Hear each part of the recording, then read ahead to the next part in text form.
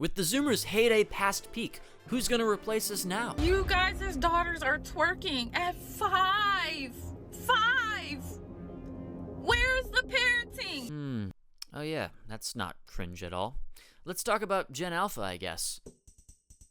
65% of 8 to 12-year-olds have an iPhone, and the same percentage have an iPad. For comparison, millennials got their first smartphones at 16, on average an age when many Europeans are drinking their first beers, and Americans experiencing their first car crashes. So now you've got kids stuck on multiple screens while suffering from, well, do any of you remember this thing? The Budweiser virus? Yeah, kids unironically stuck inside for 2 years, growing up on hollow education, scrolling through TikTok, and getting completely hypnotized by that evil thing called Cocomelon. So you might be worried, or maybe you're not. Maybe you're just making food and need entertainment to stave off the feeling of the existential dread that we're all gonna die someday. Anyway, it's not just, oh, Gen Alpha is always on the internet, and they're raised by Wi-Fi. No, it's a bit more complicated than just that.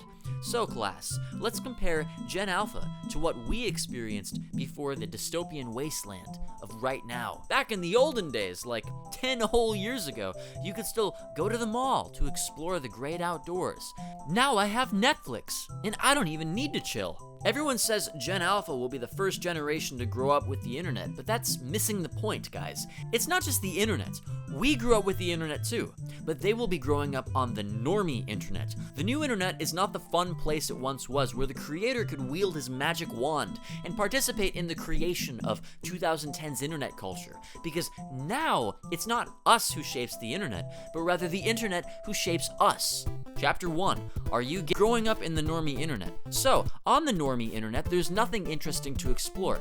No good websites, no good shows. If YouTube works, who gives a shit? That's Gen Alpha's world. They don't even know what they're missing out on. And the world has about as much faith in Gen Alpha's millennial parents to raise them as we do in a Disney movie to entertain the audience. You sure you're not Lord Farquaad? Shut up. Yeah, you're definitely Lord Farquaad. I said shut up. I'll have more to say about parenting at the end of the video, but these poor kids are living in a post-real world, filled with a dead end masquerading as an endless pit of fun content. My friend Lane has this theory that the world actually ended in 2012, and everything since then has just been a bad simulation. Now, they were born into the simulation. Gen Alpha isn't even going to experience the awkwardness of your grandpa learning how to text. It'll just be normal to them. Hey, Andrews, I sent you a message. You might think, oh, Gen Alpha's just doing the same thing you were 20 years ago, Tantris, you fucking asshole. But you'd be wrong. The old internet wasn't garbage. It was our garbage. For example, back in 2007, YouTube's content discovery was primarily curated by these things called humans, often referred to as cool hunters, who selected videos to feature on the homepage based on their appeal and potential virality. While there was some algorithmic involvement, it was relatively rudimentary compared to today's standards. The platform's early algorithm focused on basic metrics like view counts and ratings to determine video popularity. However, if it isn't obvious enough to the viewer, these systems lack the sophistication of current algorithms that analyze user behavior and preferences to make content suggestions more personalized. Therefore, while YouTube did have an algorithm in 2007, it was in its nascent stages and relied heavily on human curation for content promotion. Humans created the early internet.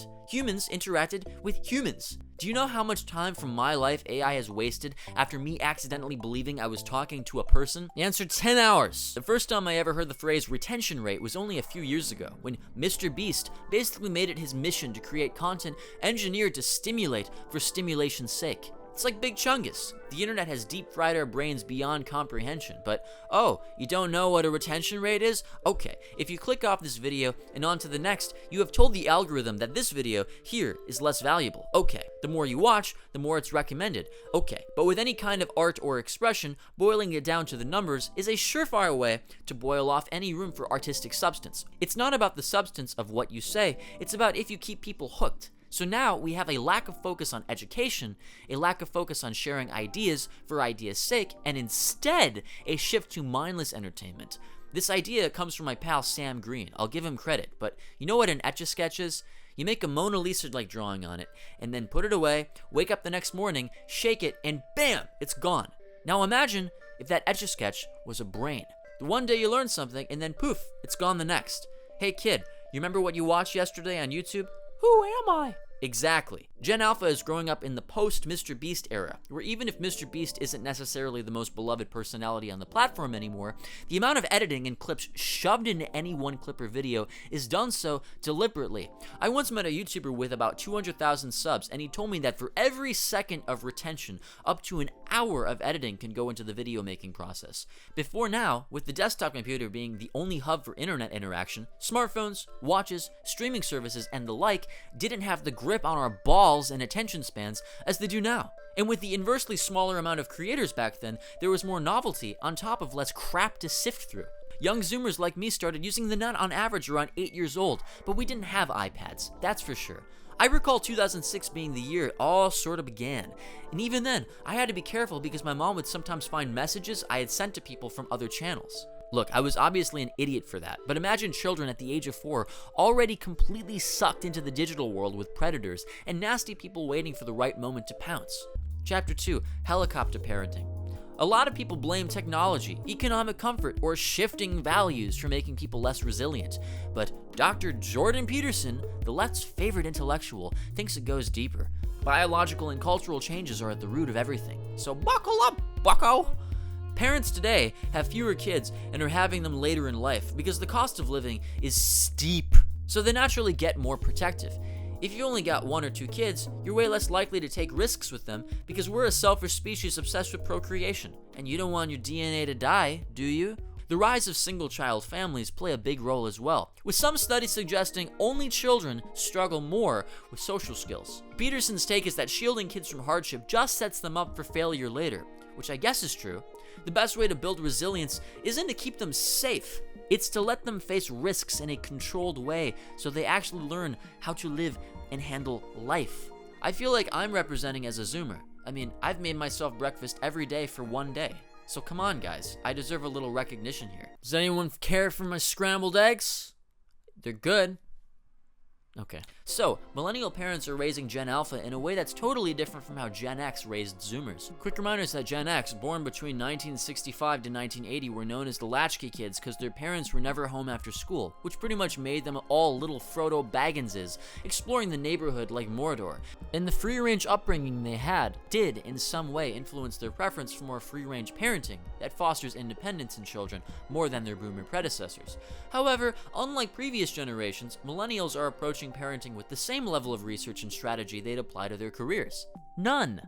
With the danger of the modern world shaping our wariness towards going outside, meeting strangers and socializing, not only is Gen Alpha experiencing a limited internet with few options to explore, they are quickly becoming limited in their options to go outside. But the difference between Zoomers and Gen Alpha is that Zoomers saw the end of the analog world, whereas Gen Alpha is borderline like Ellie from The Last of Us, born after the apocalypse. So wait, people used to talk to each other without texting? What do they even do with their hands? Exactly what you're doing right now. I'm confused. Chapter 3, iPad babies. Alright, so these kids these days have it much different, right? This isn't really a justification for harsh parenting, but when I fucked up as a kid, my dad wasn't exactly the most forgiving. Gah, I hate these teachers so much, I swear I'm gonna snap on one of them one of these days. You snap on your teacher, I snap your neck. Whoa, whoa, whoa, hey. Whoa, turns out parking your baby in front of a screen so you can have some peace and quiet might actually be frying their ability to, be a functioning human. According to Carlotta Nelson, director of Brain Matters, a documentary that sounds like it should be narrated by Morgan Freeman but isn't, too much screen time for babies and toddlers can mess with everything from their attention span to their ability to feel empathy. Sound fucked yet? This is our future, guys. You might be wondering why. Well, this is primarily because baby brains are basically little learning sponges that only really soak up the good stuff through human interaction, like eye contact, facial expressions, and all those weird little things we instinctively do to babies. Dr. Patricia Kuhl claims babies don't learn from screens, like at all. She ran experiments and showed them videos, and guess what? Nothing happened. But stick a real live breathing human in front of them, what do you get? Genius level growth. Wow, who would have fucking thought? Now, I don't say this a lot, but I actually agree with the World Health Organization for once, because they actually say, hey, maybe don't let your infant binge watch Cocomelon. no screen time under 2, and only an hour max for kids up to 4.